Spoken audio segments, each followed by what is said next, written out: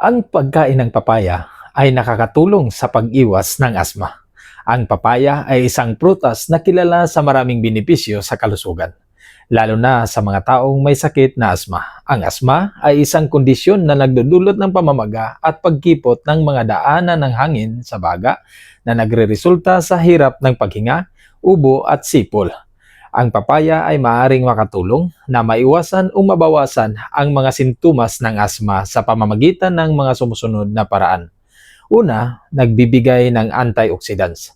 Ang papaya ay mayaman sa mga antioxidants tulad ng beta-carotene at zeaxanthin na makakatulong na labanan ang oxidative stress at inflammation na maaaring magdulot ng asma.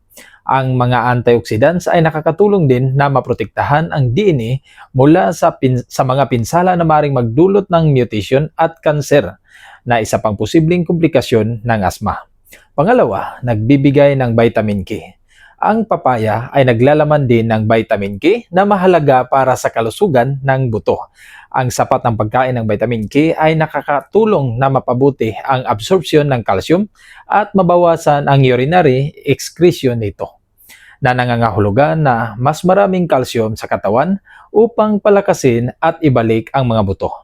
Ang kalusugan ng buto ay mahalaga para sa mga taong may asma dahil ang matitibay na buto ay makakatulong na suportahan ang baga at maiwasan ang pagbagsak nito. Pangatlo, nagbibigay ng fiber.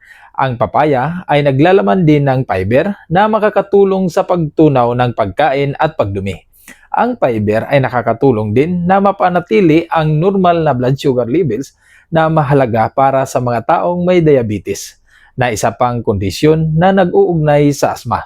Ang fiber ay nakakatulong din na mapanatili ang malinis at malusog na bituka, na kung saan may papel din sa immune system at inflammatory response. Pang-apat, nagbibigay ng potassium. Ang papaya ay naglalaman din ng potassium na isang mineral na kailangan para sa normal na pag-andar ng puso, muscle at nerves.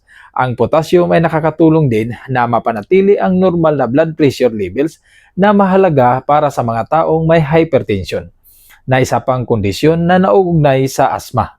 Ang potassium ay nakakatulong din na mapabuti ang blood circulation at oxygen delivery sa mga baga at iba pang bahagi ng katawan.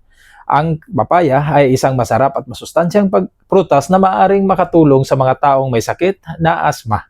Maaari itong kainin ng hilaw o hinog, o kaya naman iluto o ihalo sa iba't ibang pagkain. Subukan ang papaya bilang bahagi ng iyong balancing dieta at makita ang kaibahan sa iyong kalusugan. At hanggang dito na lang po ako. Sana may matutunan kayo sa araw na ito. Mag-ingat po kayo palagi. Halagaan ang ating katawan. Maraming salamat. Paalam.